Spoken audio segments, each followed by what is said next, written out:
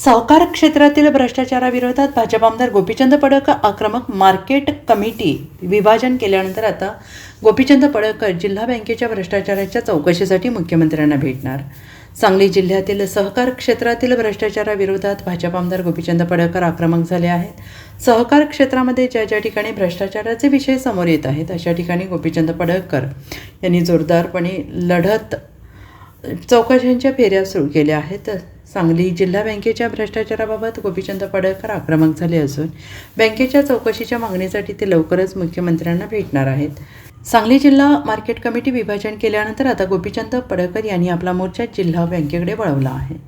सांगली जिल्ह्यातील कृषी उत्पन्न समितीवर प्रशासक नेमण्यात आलेला आहे. गेल्या अनेक दिवसांपासून तुमच्या पाठपुराव्याला यश आलेलं आहे. मी आमदार झाल्याच्या नंतर जत तालुक्यातील सर्वसामान्य शेतकऱ्यांची भावना अशी होती की आपली जतची कृषी उत्पन्न बाजार समिती ही वेगळी झाली पाहिजे.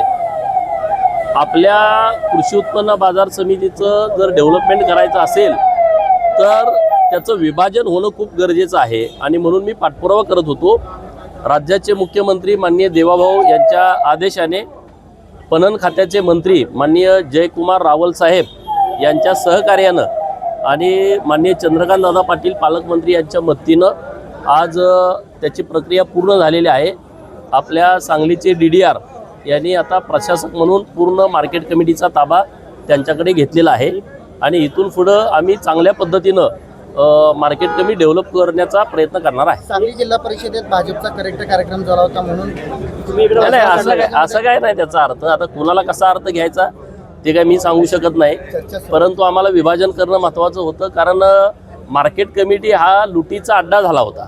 अनेक वेळा अनेक बातम्या तुमच्या चॅनेलच्या माध्यमातून बघितल्या, आम्ही पेपरला वाचल्या आणि लोकही सुरस कथा या मार्केट कमिटीतल्या भ्रष्टाचाराच्या संदर्भात सांगत असतात आणि त्यामुळं आता हे सगळं जे चुकीच्या पद्धतीनं काही ठराविक लोक या मार्केट कमिटीचा दुरुपयोग करत होते आणि ते आता बंद होईल.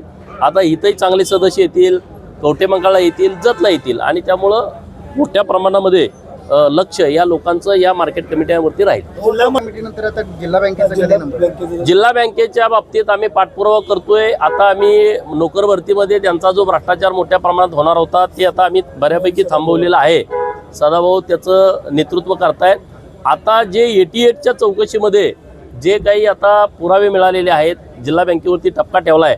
आता उद्या आम्ही परत माननीय CM साहेबांच्याकडे जाणार आहे की जिल्हा बँकेत सुद्धा जो भ्रष्टाचार झाला आहे त्याच्याबद्दलची कारवाई सरकारनं करावी असा आमचा प्रयत्न आहे.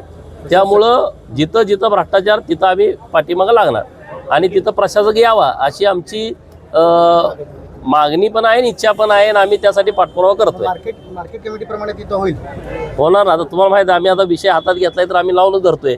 नाहीतर आता मागच 500 लोक भरून जयंतरावला किती ह्याला किती त्यांचं वाटप झालं होतं, जागे गुणवले पण झालं होतं. कॅल्क्युलेटर त्यांनी दाबून सारखं बघते. 1 महिन्याची सत्ता उलटून लावली तिने. नाही जल्लोष केला होता. हा नाही पण ते सगळे मला डायरेक्टर भेटले होते. ते म्हणले होते आम्ही भाजपमध्ये प्रवेश करतो आणि मग नाही म्हटलं हे काय प्रशासक बसणार आहे, मी तुम्हाला काही खोटं सांगणार नाही.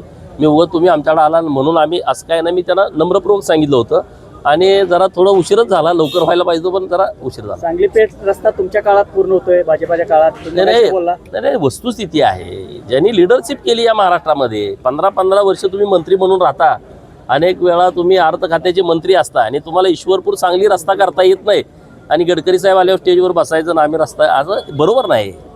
जे तुम्ही केलं नाही ते तुम्ही मान्य केलं पाहिजे ना. एखादा मोठा कारखाना आला का सांगली जिल्ह्यामध्ये जिथं 10,000 पोरं एका वेळेस काम करतात, का नाही आला? तुमच्याकडे इथं जिल्ह्यामध्ये उद्योगमंत्री पद होतं ना, करणं शक्य होतं परंतु करायची भावना नव्हती किंवा तेव्हा यांना वेळ मिळाला नसेल एवढ्या सगळ्या व्यापातून सगळ्या लोकांना. Bureau report SVN Marathi, Sangli.